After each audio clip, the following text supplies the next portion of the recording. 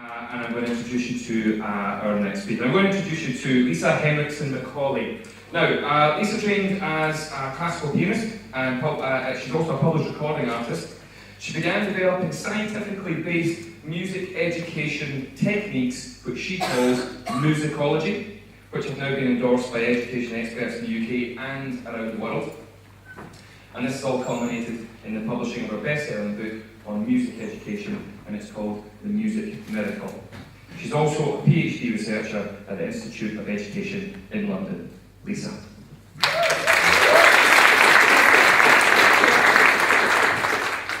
Okay, hi. I'm here to talk today about why making music and developing music skills still matters in today's world. Because it would be easy to think, wouldn't it? Now we have all these apps and video games and cameras and selfies and Instagram and social networking and whatnot, that making music is just one of thousands of activities that's available. They're like collecting stamps. But all these technological advancements that have really fundamentally changed the way we conduct our spare time, they've also completely transformed the work environment. For instance, the average person working in an office today encounters more information in one day with a computer and internet access than the average person encountered in a lifetime just 300 years ago. So the amount of information that's coming at us is exponentially growing, and they call it the information explosion. And we're having to learn to assimilate and memorize new information, develop new skills all the time. And this, of course, it makes us very anxious about our own future, but even more so about the future of our children, because those of us who have children, we feel this parental duty, of course, to try and guide our children to surviving eventually on their own. But we don't know exactly what skills are going to be useful at the time our children are grown up and supposed to look after themselves. So this has encouraged this parenting trend, which I think most of you might have heard about. It's known by many names, such as tiger mothering, pushy parenting, or hot housing. So the idea is this, that if you take a child straight out of the womb, or better still, you start education already when they're in the womb, and you start teaching them baby signing, flashcards, toddler phonics, astrophysics on the potty, then eventually they will in 20 years' time be this fully formed, cognitively advanced human being who's able to cope with all the requirements of the information society. And when I had my son 6 years ago, I briefly contemplated this option as well. But then, on the other hand, I started thinking maybe that is not the best way, because in fact I knew it's not the best way. I'm from Finland. I come from Finland, which is arguably the most laid-back country of parenting anywhere in the world. The only form of hot housing we do for children in Finland is when we take them to a sauna on a Friday night. So, Finnish children start learning academic skills at the age of 7, which is when they start school, which is later than anywhere else in the world. Yet Finnish children always end up having the best skills of Finnish adolescents when they're studied at age 15. In the OECD's PISA studies, they're best at mathematics, reading, language skills, and scientific skills, better than all the other Western countries. So I started looking into, do any of these activities actually do anything? Because obviously there's a lot to be said for just free play and learning through play, something like the tortoise and the hare. And I found out that there's actually only one activity that's proven to increase a child's IQ, and that is music training. So, for instance, breastfeeding, the nutrition in it, the omega-3 fatty acids, that is a powerful IQ increaser. But the IQ increase that comes from music training, when it started between the years 0 to 7, increases the IQ more than twice as breastfeeding does. So it's really a significant factor, and that's just the start. It has all these other benefits as well. But first I should mention there's this myth based on a misconducted study that happened about 20 years ago. This idea that listening to Mozart improves your IQ. Now, wouldn't it be nice? Because I would really, really love to sit on the couch, munch my crisps, watch athletes compete on television and still get fitter. So that's not happening. So in order to get fit, we need to do physical exercise, and in order to improve our brain fitness, our brains have to be actively engaged in the activity. And this is where the power of music is, because now all the technological advancements that I talked about that have distracted many of us from making music, they have also given us amazing brain imaging technology, which now allows scientists to look into the brain before and after the brain, the owner of the brain, who starts making music. And we know that there's significant improvements, whether it comes to language skills, mathematical skills, even social skills, so-called emotional intelligence. Music making uniquely connects the two sides of the brain, the famous left and the right brain, which increases both intelligence and creativity. And if we think of the epitome of a person who's very highly intelligent and creative, most of us would think of Einstein. And he, surprise, surprise, started making music at the age of 6, and in fact both his sister and brother testified that Einstein attributed himself most of his scientific discoveries, that they were thanks to his ability to play music. And the same goes for Finnish children, because the most popular activity in Finland between the ages 0 to 7 is music learning fundamentals, rhythm and melody and notation. And that's not considered academic, like in the legend of how Finnish children have been making music for 50 years. It's been kind of, just one of those fluffy Scandinavian things that us Scandinavians like to do. But in the light of these brain studies, we can actually see it makes a fundamental difference to brain development. And that's actually the topic of my research currently, to see whether that is actually the secret to the Finnish academic success. And it's not just children, it's all ages, because on the other side of the age spectrum, we've got pensioners.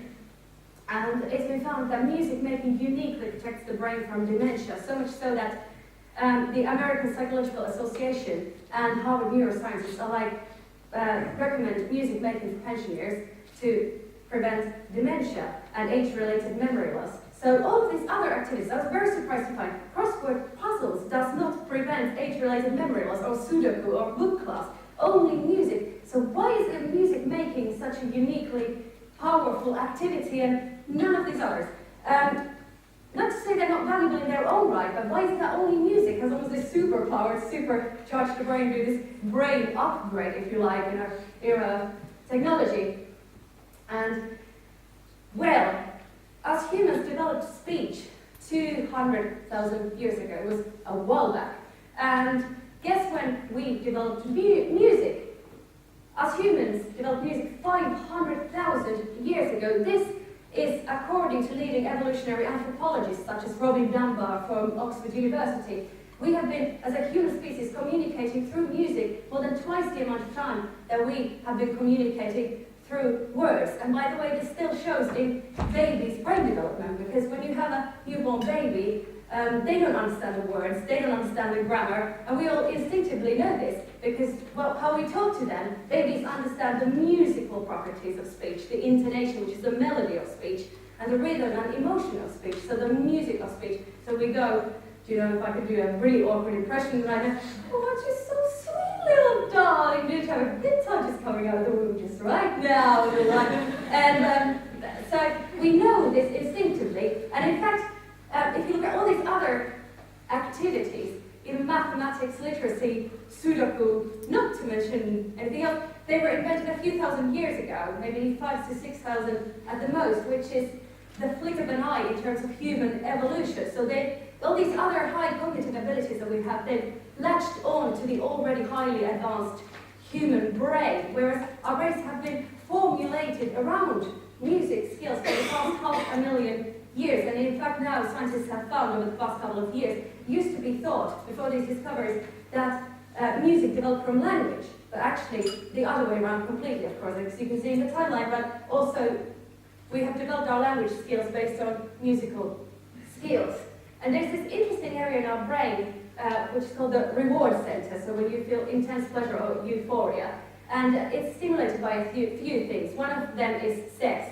So those of our ancestors, this is how the theory goes, so those of our ancestors who liked sex, they ended up doing it more, having more children, and here we are. And those who didn't like sex, they kind of died out, and they're not amongst our predecessors. And so it's given an evolutionary advantage, and another thing that stimulates this area is food. So obviously when you couldn't go to the supermarkets and just pick up chips and whatever you like, food was not readily available. You had to really work hard to find it, so you had to be highly motivated, and those of us who really, really loved food and really got a buzz from it in our reward centers in our brains, those of us survived.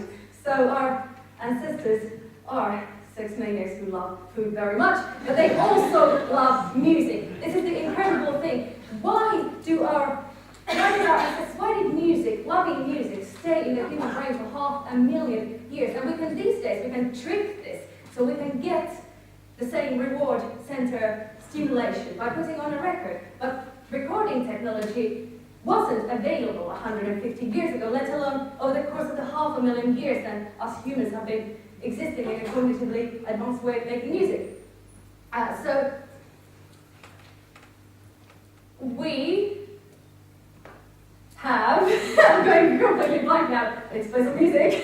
so we have, we've been making, yes, you can trick this, you can stimulate these areas, but if you want to, if you wanted to make music for the majority of the existence of humankind, if you wanted to hear it, if you wanted to get the buzz from it, you had to go and actively make it yourself. And then often you would have your grandparents joining in and your children joining in, and you would all be making music together. That was the only way you would even hear music. So I'm saying all these brain studies show that music has given us an evolutionary advantage to developing all these cognitive skills that we have to this day. And in fact, you still see this in tribal cultures. It's all about making music together. That's what they do. And that's what we do as well in our culture when you go to a rock concert. What you see is a band playing their music, and the audience is jumping around to it, and dancing around to the beat, and singing along. So the melody and rhythm are present in active participation. And if you imagine that the sound technology of that concert was turned off, the sound systems were turned off, what would you hear? You would not hear a band performing to an audience. There would be no separation. You would just hear a bunch of people making music together, which is what we are meant to do. But when you start talking about this to people, I really recommend that you start talking to someone you know about the benefits of music making, and you start hearing this, I can't sing, well, I'm not musical, I have no rhythm. And this is a person, by the way, the people who say they've got no rhythm, they're just like the rest of the they walk to perfect rhythm. We've all got that capability. And now, of course, thankfully, neuroscientific studies over the past 6 years that have been made on newborn babies have finally proven this in black and white. So we can see that all babies, their brains already react to the beat. They recognize the pulse, and they react differently when it's offbeat. And also, this is newborn babies, just come out of the womb. And they also recognize whether a piece of music, whether a melody is out of tune or in tune. So the musicality, which we consider as a special talent, just for a privileged few, it's actually something that belongs to each and every one of us, and we used to always know this for 500,000 years, and this is why we need to reclaim it, we need to start practicing it. Currently, only 1 in 5 children in the UK are engaging in music training properly, and it would be like saying only 1 in 5 children are learning to read, and that would be acceptable. Of course it's not. We live in an information society. Children need to learn to read, and all children need to make the most out of their brain fitness, and the most fundamental tool to doing so is music making. So I encourage you all to make music today, and you are all musical, so thank you.